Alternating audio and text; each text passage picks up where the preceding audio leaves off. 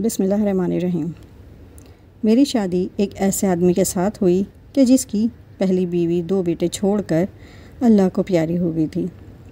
سب سے بڑے بیٹے کا نام کاشان تھا اور جب میری شادی ہوئی وہ 9ویں جماعت میں پڑھ رہا تھا۔ کاشان بہت ذہین لڑکا تھا، اس کو پڑھنے کا بہت شوق تھا، لیکن میں نے محسوس کیا کہ یہ لڑکا کچھ الجھا سا رہتا ہے۔ ماں کی کمی کے علاوہ اس کو باپ سے بھی وہ شفقت حاصل نہیں تھی جس کا وہ مستحق تھا۔ میں نے ان بچوں کو دیکھ کر سوچا کہ ان بچوں کو مجھے ماں کا پیار دینا چاہیے تاکہ ان کے دل جو ماں کے مرنے کے بعد مرجھا سے گئے ہیں پھر سے شاداب ہو جائیں اور یہ زندگی کے کاموں میں خاطر خواہ دلچسپی لے سکیں۔ اسد کاشان سے چھوٹا تھا اور وہ ان دنوں 4تھی کلاس میں پڑھتا تھا۔ وہ بہت کمزور سا بچہ تھا اور اپنی عمر سے چھوٹا نظر آتا تھا۔ مناسب دیکھ بھال نہ ہونے کی وجہ سے وہ بیمار بھی رہتا تھا۔ کاشان کے برعکس اسد کو پڑھنے لکھنے کا شوق نہ تھا، وہ سارا دن کھیل کود میں ضائع کر دیتا تھا۔ شروع میں دونوں ہی بچے مجھ سے کھنچے سے رہتے تھے، پھر میرے اچھے رویے نے ان بچوں کو مجھ سے قریب کر دیا۔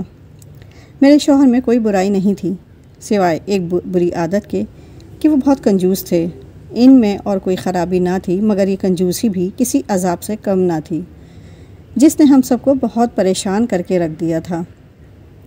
کاشان نے میٹرک اچھے نمبروں سے پاس کر لیا۔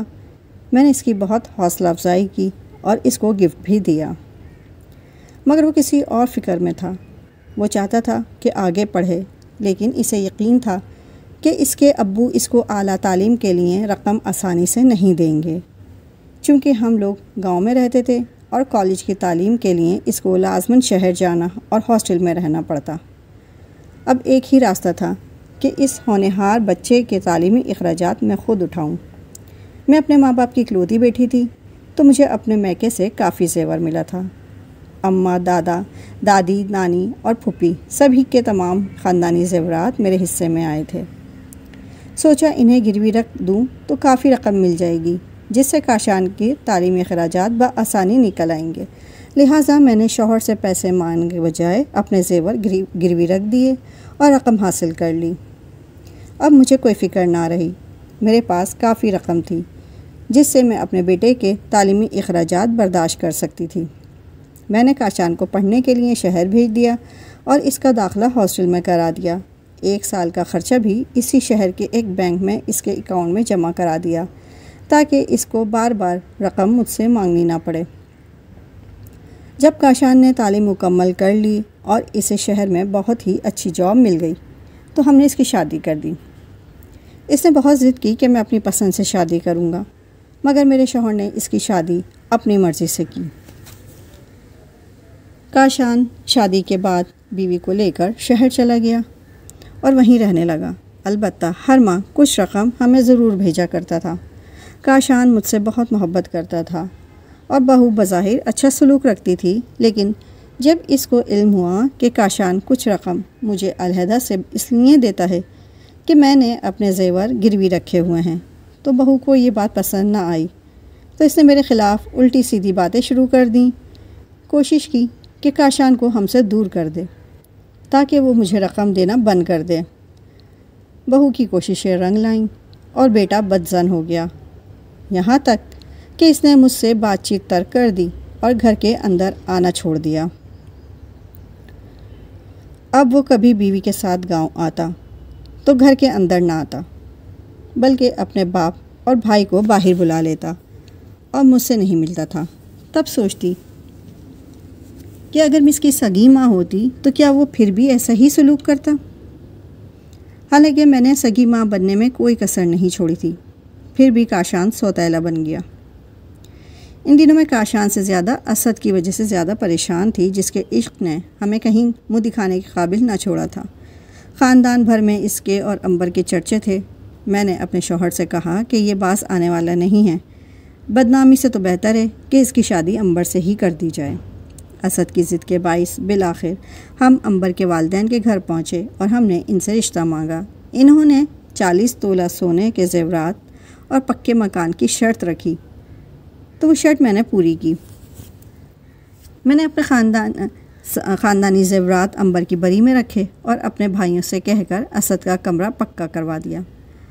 اسد کی شادی تک حالات ٹھیک تھے، میں اتنی بے سکون نہ تھی، مگر جوں ہی عنبر نے گھر میں قدم رکھا ہم بے سکون ہو گئے۔ وہ اچھے گھرانے کی لڑکی نہ تھی، اس پر اس کی عادتیں بھی اچھی نہ تھیں۔ میری تو جان ہی مشکل میں آ گئی۔ اب میں کھانا پکا کر ان دونوں کو ان کے کمرے میں پہنچاتی تھی، چائے بھی ٹرے میں سجا کر صبح شام پیش کرتی، ان دونوں کے کپڑے دھوتی، غرض ان کا ہر کام خود ایک نوکر کی طرح کرتی تھی۔ اسی طرح کرتے 3 سال گزر گئے اور ان 3 برسوں میں عنبر 3 بچوں کی ماں بن گئی، مگر ایک دن بھی اس نے شکریہ کا ایک لفظ نہ کہا۔ اب وہ مجھ سے خار کھانے لگی۔ اب اس گھر میں میرا وجود گوارا نہیں کرتی تھی، حالانکہ سارا دن پلنگ پر بیٹھی رہتی اور میں اس کے سامنے ملازمہ کی مانند کام کرتی۔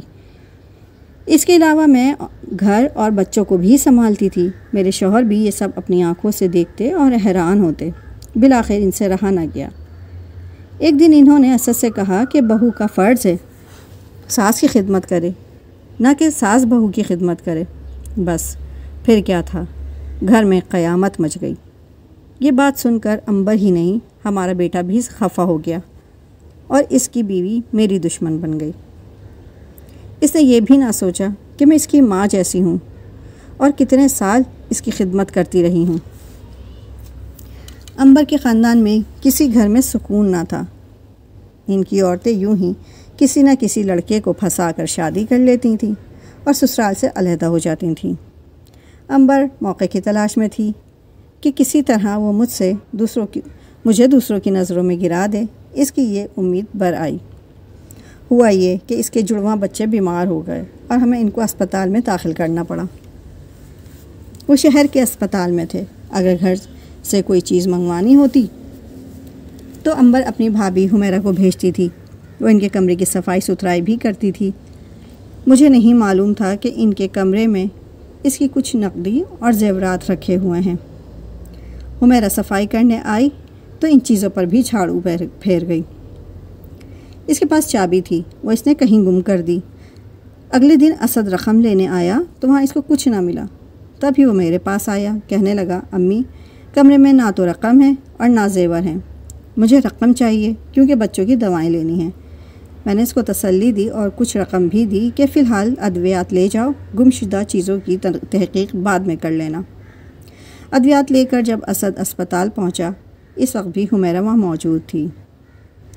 اسد نے بیوی کو بتایا کہ الماری میں نہ تو رقم ہے اور نہ ہی زیورات۔ اس پر حمیرہ نے کہا کہ یہ تمہاری سوتیلی اماں کا کام ہے، میری بیٹی دیکھ رہی تھی جب وہ الماری سے رقم اور زیورات نکال رہی تھیں۔ عنبر کی بھانجی بھی وہیں بیٹھی تھی۔ اسد نے اس بچی سے پوچھا، جس کی عمر 7-8 برس تھی۔ اس کو حمیرہ نے پہلے ہی سکھا دیا تھا کہ کیا بولنا ہے، لہٰذا لڑکی نے بھی ہاں کہا کہ ہاں، آپ کی امی نے الماری کھول کر زیور اور رقم نکالی ہے، میں نے دیکھا تھا۔ اسد نے اس بچی کی بات مان لی۔ اس پر عنبر نے کہا، تمہاری سوتیلی امی کی میرے بچوں سے اس لیے دشمنی ہے کہ اب زمین کے مزید وارث پیدا ہو گئے ہیں، لیکن ایسے موقع پر اسے رقم نہیں اٹھانی چاہیے تھی جبکہ ہمارے بچے سخت بیمار ہیں اور اسپتال میں زیر علاج ہیں۔ جب 4-5 دن بعد بچے ٹھیک ہو گئے اور یہ میاں بیوی گھر آ گئے تو انہوں نے مجھ سے بہت بد کلامی کی۔ اسد نے تو یہاں تک کہا کہ تو عورت نہیں، ڈائن ہے، میرے بچوں کو زندہ دیکھنا نہیں چاہتی۔ اس کے یہ الفاظ میرے دل پر تیر کی طرح لگے۔ مجھے شدید صدمہ پہنچا۔ اسد کو میں نے اپنے بچوں کی طرح پالا تھا۔ جب میں یہاں آئی تھی تو تب یہ بیمار رہتا تھا۔ میری خدمت نے اس کو نہیں زندگی دی، اگرچہ زندگی خدا کی امانت ہے، مگر میری کاوشیں رنگ لائیں اور یہ صحت مند ہو گیا۔ میں اس کے بچوں کو اپنے بچوں کی طرح چاہتی تھی، مگر آج یہ میری بے عزتی کر رہا تھا۔ اس نے اپنی بیوی کے بہکاوے میں آ کر میری قربانیوں، محبت اور ہر بات کو نظر انداز کر دیا تھا۔ یہ بھی نہ سوچا کہ ماں ہو کر اگر میں چوری کر سکتی ہوں تو اس کی بیوی کی بھابھی چوری کیوں نہیں کر سکتی۔ اس نے ایسی عورت کو معتبر سمجھ لیا جس نے 4-5 دن ان کے کمرے میں جھاڑو دی تھی، اور میں نے جو اس کی زندگی سے کانٹے چن کر پھول بکھیرے تھے تو اس نے مجھے معتبر نہیں سمجھا، محض اس لیے کہ میں بدقسمتی سے اس کی سوتیلی ماں تھی۔ کاش کوئی سوتیلی ماؤں کا دکھ بھی سمجھے کہ ہر عورت سوتیلی ماں ہو بری نہیں ہوتی، جیسے کہ 5 انگلیاں برابر نہیں ہوتی۔ اگر آپ کو میری یہ کہانی پسند آئی ہو تو میرے چینل کو لائک اور سبسکرائب کر دیجیے گا۔ شکریہ۔